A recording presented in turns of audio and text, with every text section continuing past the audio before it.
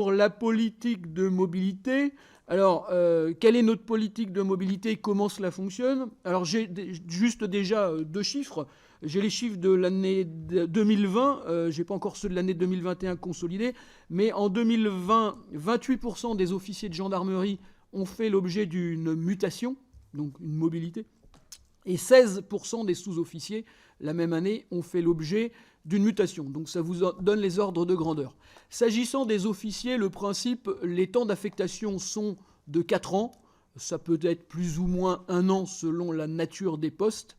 Et au terme donc de ces 4 ans, l'officier est muté, étant entendu que dans l'année qui le précède, il dépose une fiche de vœux, il fait l'objet d'entretien de gestion, de bilan de compétences, avant de recevoir une nouvelle mutation.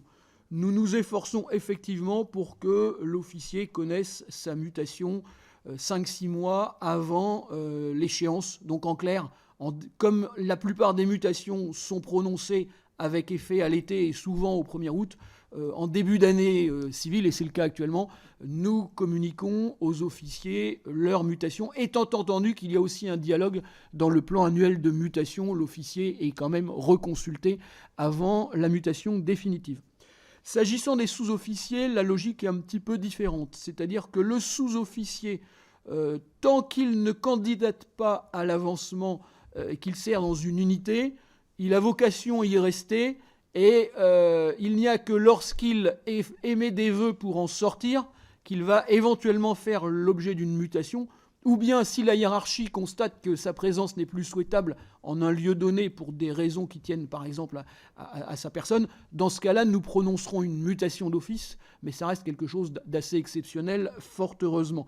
Le sous-officier donc est muté plutôt sur sa demande, on appelle ça pour convenance personnelle, quand il souhaite changer de zone géographique, étant entendu qu'il est attaché à une région de gendarmerie et que s'il souhaite changer de région, il lui faut convaincre une région d'accueil de le laisser arriver et sa région de départ de le laisser partir. Donc il est plutôt muté au sein de sa région en priorité. Après, c'est dans la limite des places existantes et disponibles.